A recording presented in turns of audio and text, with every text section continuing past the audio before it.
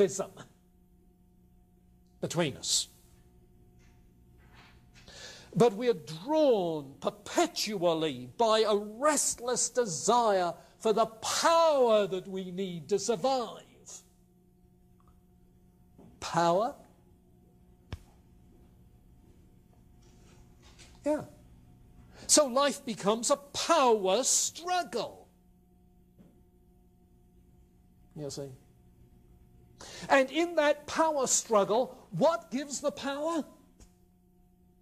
What did Bacon say? Knowledge is power.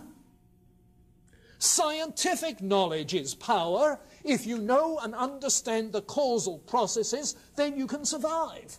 How? Well, you see, he makes a distinction. He makes a distinction between the natural state and natural law. The natural state is one of conflict, power struggle, the war against all. Life is nasty, short, and brutish. There's no such thing as any natural right other than the desire to survive. There's no such thing as any natural law in Aquinas' sense, grounded in some inbuilt teleology. No, this is a mechanistic universe. Causal processes determine everything. What then does he mean by natural law?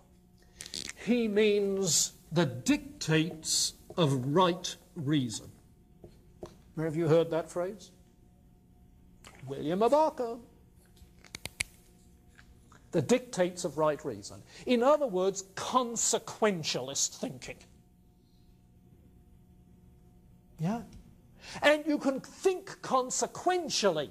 You can do right reasoning if you understand the causal processes. And so knowledge, in this case right reason about the consequences of human actions, knowledge is power. And so what sort of natural laws then does right reason, out of prudence and for self-preservation, lay down? 1, seek peace. Well, do you blame it in a civil war, or in the war with Spain, or in religious conflict, or when he's living in exile? Come on, make peace with Cromwell. Seek peace. 2nd, keep covenant with others. When you enter into an agreement, into a contract, keep it.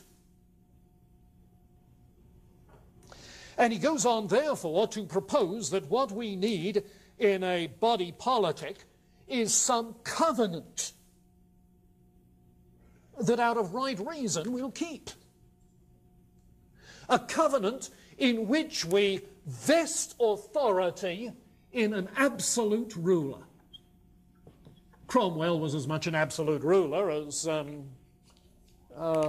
Charles had been. But we vest the authority by covenant, if you like, by contract, in an absolute ruler,